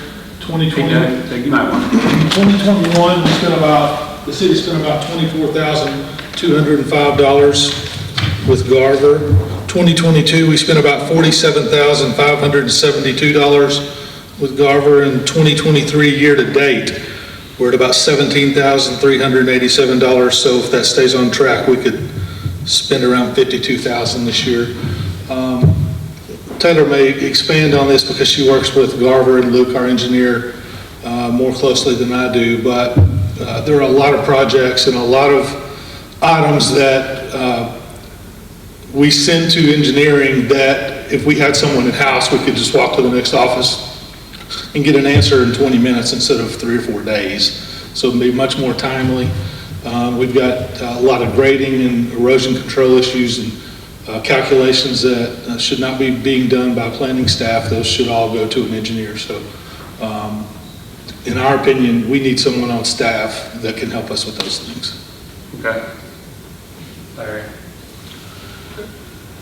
Mr. Tabb, what is our relationship with Garver in terms of engineering services? Now, as I understand it, they are our designated city engineer, but what is our relationship with them? Is there a single person that we deal with, or we call them and say, here's Bella Vista, we need help with this, and they give you somebody's time? We do have a main contact, but if we send them something that requires structural engineering, he'll partner up with someone else at that organization. If we need something that's civil or mechanical, then he'll find someone else at his firm to help us with that. Having been in that other side of the table scenario before, can we not get a relationship with them that if someone calls, that we can call and talk to a given person that would be able to answer us immediately, give us that 10 minutes or whatever, or call us back in a very short period of time? You would think, but a lot of the times when we send him a plan to review, that can take, he wants to receive something from another engineer. He takes that information and sits down with it for a couple of days and makes a decision. They do give us answers over the phone, but most of the time it involves a review process. So what you're looking to do is to hire someone directly to fill in for the... We would like to find someone that would cover most of the... now? Is that the idea? Something that would cover most of the items that we use Garver for. Now, moving forward, depending on that person's background and what they specialize in, could there be small projects that we would still need someone with some expertise? Sure. But, an in-house engineer, someone that has municipal experience, we would hope could help us with, 95%. I guess my logistical question would be is if you have an able-bodied engineer out there, would they not be working full-time somewhere? And so how do you get the half-time person? And I don't know if our HR person can address that or not, if they've looked at that opportunity. My only conclusion that I would have in looking at that to fill that position would be a retired individual that is not employed any longer, that would be able to fill in with the credentials and the experience and knowledge to do it on a half-time basis. That's what the mayor has expressed to me. Do you have any thoughts about that? So one of the things that the mayor and I talked about, I'm pretty loud. One of the things the mayor and I talked about was probably one of two scenarios would be either somebody who's retired and wants to work part-time like that, or someone who does only contract work on their own. Maybe they're self-employed, they keep up their engineering degree, and this is what they do. One of the things we have to get from someone is a commitment to say, maybe they work Tuesday, Wednesday, Thursday. We have to get a schedule established, so it's not just randomly pulling that person in whenever we need them. Because that way they'd be on site. If somebody walks in, there's a problem, they're there, we know when they're gonna be there. One of the things Taylor had mentioned to me is availability of somebody from an engineering firm for planning meetings. We can't always get those people to come to our meetings when we're having meetings because they have another job. I'm talking about, you know, the way we have it established right now, where we have a contract with someone. We don't necessarily get that contracted person at the time we have our meetings and need that person there. So the idea is, again, we would establish a very specific schedule that would fit our needs as a city, that they could be available, and we'd know when, when we could throw something at them, basically. We wouldn't have to wait 2 or 3 days for something that may hold up a permit or hold up a project. I guess I'm confused about that statement, particularly in other municipalities in our area here have part-time engineers that are on call, and they do show up for planning commission meetings, and they do show up for city council meetings or street committee meetings if that's the case, and that's what the requirement is. So I'm confused that Garver couldn't do that for us. I can't answer that question. I mean, I'm just totally confused about that. And maybe we've got the wrong consultant, I don't know. The Garvers have got a good reputation, and I think they're skilled. But I know other communities in our area have part-time engineering consultants that they hire. They work for the city, they've got a question, you call them up on the phone and they give you an answer, unless they're away from their desk or in a conference or something. So I'm confused about that statement, that Garver can't do that. I just wanted to clarify for the record, because I have a really great relationship with Garver and our current city engineer, Luke.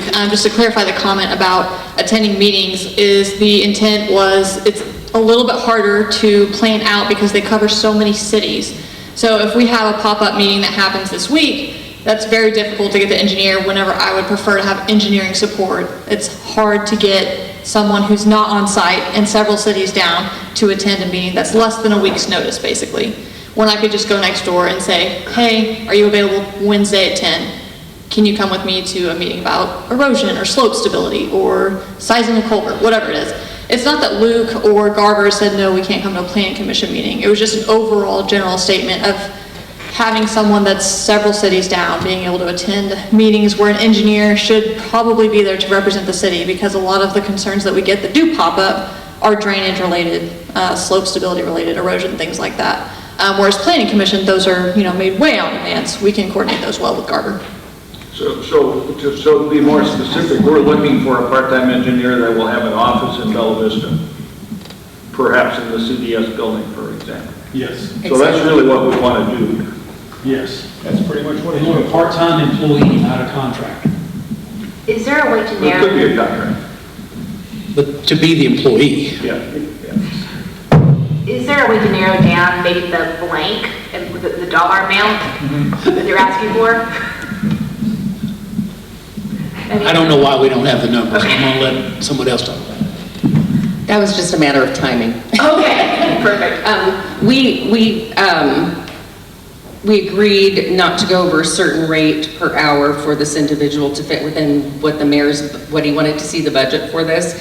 And so having somebody in that role approximately 20 hours a week for the remainder of 2023, which we're assuming July, it might be August by the time we find somebody, would be a salary and benefits. There won't be a lot of benefits, but we probably would have to make them eligible for our for 457 contributory retirement plan if they work 20 hours a week.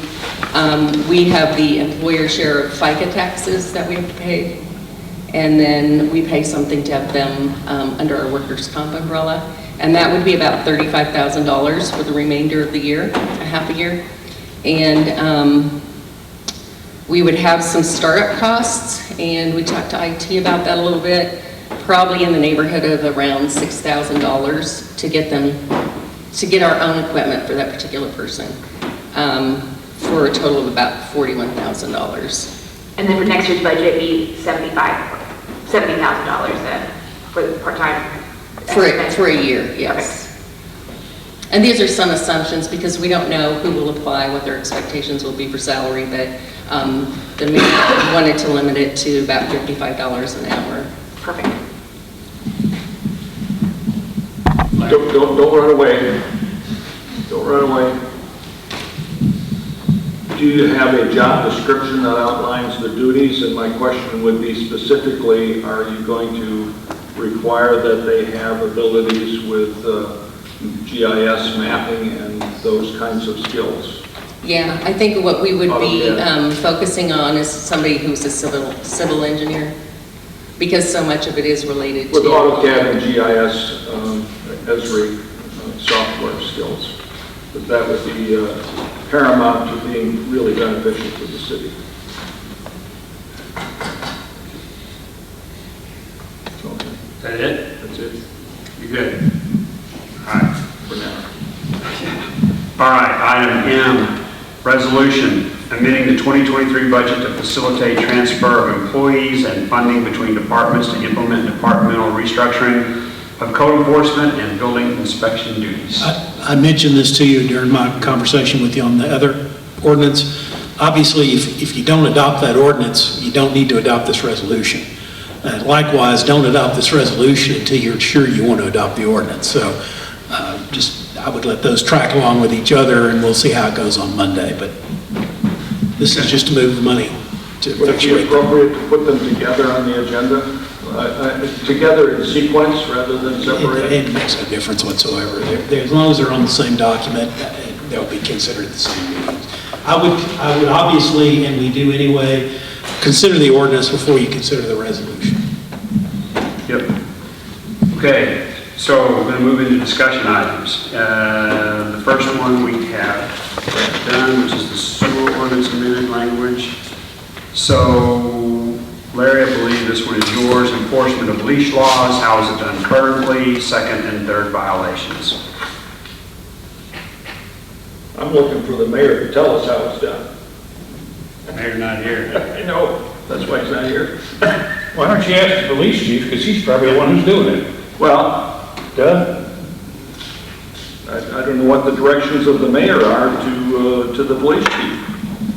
And what the police chief actually does with respect to those. You can ask him Let me, they're appropriate questions. I don't want to say that, but let me just hazard a word of caution. You all are the legislators. The mayor is in charge of enforcement. So, I don't think anyone here is opposed to answering questions or talk about what we do. It's not that in any way whatsoever. But ultimately, whether an officer chooses to cite or not cite is a law enforcement and ultimately the mayor's decision through the police chief and the officers that he has on staff. So the other thing I would add is that some of these, and this may relate to your second discussion point too. We get the enforcement officers deal with people out in the field in the city. Some of them aren't happy. They may be unhappy because they got a ticket, or they may be unhappy because the neighbor didn't get a ticket, or whatever. and they contact you. But those people who are contacting you don't know what all's going on, what has happened, whether a ticket has in fact been written, whether one's planned for tomorrow. They don't know.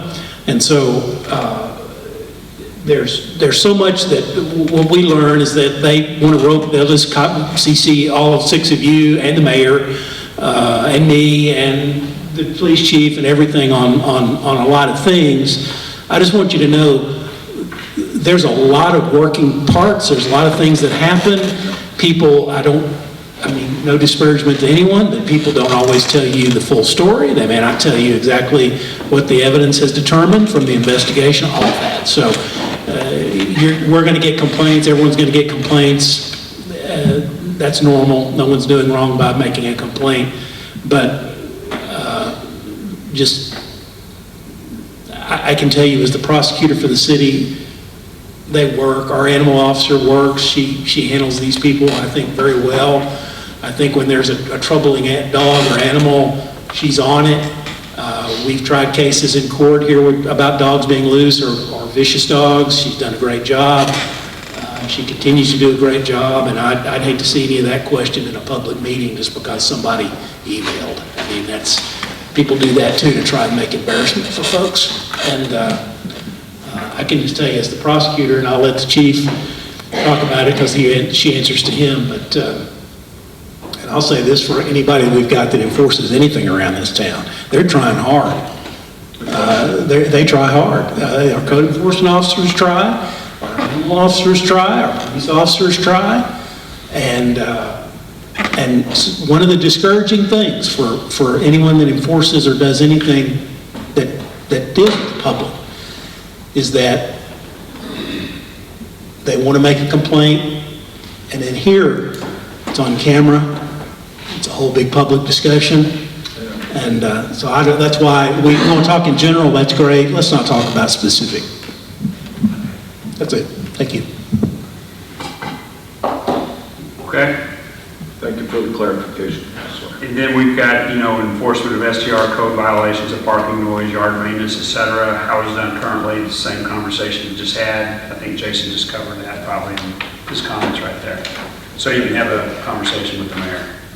All right? All right. With that, unless anybody has anything else. I've got a quick question. Mr. Snow? These folks that are here tonight, were y'all here for some particular reason, or? Yeah, remember the discussion that the Dogwood Drive repairs were on the agenda for discussion. That's what You're talking about Dogwood Drive construction? the repairs to Dogwood Drive. I thought we had authorized that, had we not? And to slow down traffic. You did. If you recall, I don't know if that's this group, but we had someone speak that was advocating basically just keeping that road shut down or not fixing it or putting up some kind of barrier there for traffic control. And as you all know, the city's already approved a contract to fix all that, put it back in place, and I don't know if that's what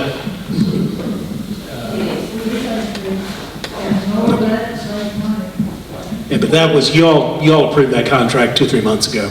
Actually, Yes. what we would like to see, one of the reasons that we are here is because if you open up Dogwood Drive again completely, it is going to cause a lot of speeding through our area. And we would like to propose some means of slowing traffic down. I do not believe that signs will work. I do not believe temporary law enforcement being placed there is going to work. I think the least expensive and most effective way of doing it would be to put speed bumps there. Trent? I can speak on that just a little bit. This is a great conversation to have with our street superintendent, Karen Hunt.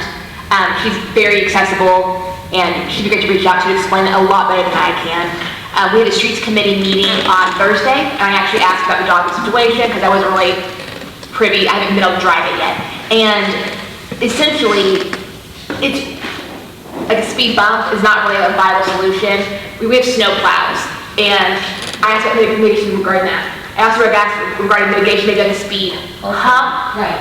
And that was also because of the materials that they're using, from what I understand, to repair the portion that is basically washed out, it would basically not be a solution.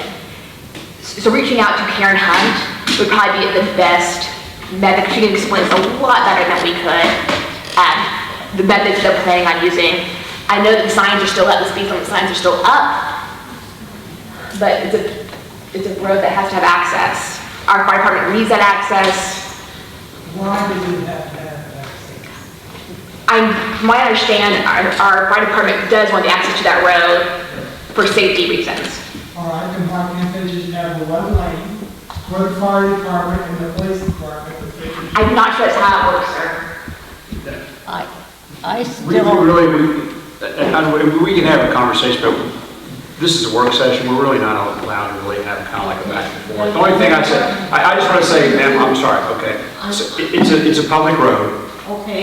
paid for by public funds, and it's needed for emergency access to the lower part of all the townhouses. So, but if you want to have a conversation about a speed hump or maybe more speed signs, my experience since I've been on city council is to go have a conversation with the mayor and see and what he has with his conversation with Chief Sims, Chief Graves, is their feedback on what happens on that street, and he himself could approve something he thought might be appropriate. Well, the only reason we're opening it is because of the police and fire department. Well, it's not the only road, I mean, it's a public road, and paid for by public It funds. hasn't been a public road for years. It wasn't a public road until the. And it wasn't a public road, it was a private road. Dogwood was a private road owned by Cooper. Well, wasn't it dedicated when they created the PUD that went back there? But only to the golf course. It was my understanding. They did not take it all the way up. I think our planning department or CDS would be able to look at that and determine whether Dogwood is in fact a platted street. If it's a platted street, it was dedicated to the public, which means we have a responsibility to make. When was it dedicated to the public? Huh? When was it dedicated? Whenever the plat was recorded at the county courthouse. We would need to research that. There's more to it than that. And Hold on, time out, but we can't have this back and forth, okay? We just can't. Oh, I've gone through this So, before. Jason, When you they get your built feedback for just a the second. houses beside it, she'll do exactly. I couldn't hear you, I'm sorry, what'd you say? No, were you starting to say something? I was just gonna, I don't know that it's gonna be helpful, but we can't, and no one tonight has said that, but we can't just put up gates and only allow the local people to get down that road. And I mean, I know that has been, and I want to make sure people understand that cannot happen. It's a public right of way. There was a street there, it was a, before this the very controversial housing development went in a few years ago. I don't know if you recall that, but it was controversial back then. And I'm sorry, sir, I can't hear and talk at the same time. But the right-of-way through there was more than likely prescriptive easement anyway, and it's a public road. So whether it was on a plat or not, so I just wanted to tell you, that's really all I wanted to tell you, is not necessarily have to be on a plat, it could have been prescriptive. If it had been platted and then reserved as private, I can't speak to that, I haven't seen the plat, but when this latest rezone went through, I believe everything was dedicated to the public as a condition, it had to be. It's definitely public now, so I just wanted to give that information to you. Excuse me, I'm not trying to be controversial right now. What I am asking is, who do we approach? Do we go to the streets department to propose some of the ideas that we have? We're asking for help, and right now we are not getting any. Previously, whenever I had conversations with residents, I went to the mayor and had a conversation with the mayor. And then he would have a conversation with the appropriate personnel on action. Traffic enforcement, you can talk to the police chief about either enforcement or speed, lowering the speed limit or something. Okay. We called the police several times. They They've gone up to that one lady I know 3 times who's tried to run us over. Sir, I'm going to have to join the meeting for this evening, okay? That's fine.